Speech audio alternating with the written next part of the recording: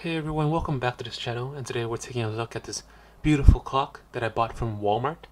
Here you can see the brand is Sterling and Noble Clock Company. You can see the numbers 1 all the way to 12 going around the clock. You can see here on the sides that it's some golden paint, aluminum, some type of metal I believe. I'm not sure if this is a glass or plastic. Let me lift this up so you can hear the ticking sounds.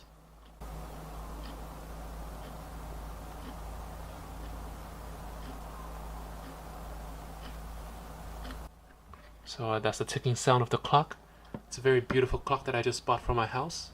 So just want to show you guys. If you like this video, don't forget to hit the thumbs up and subscribe to this channel.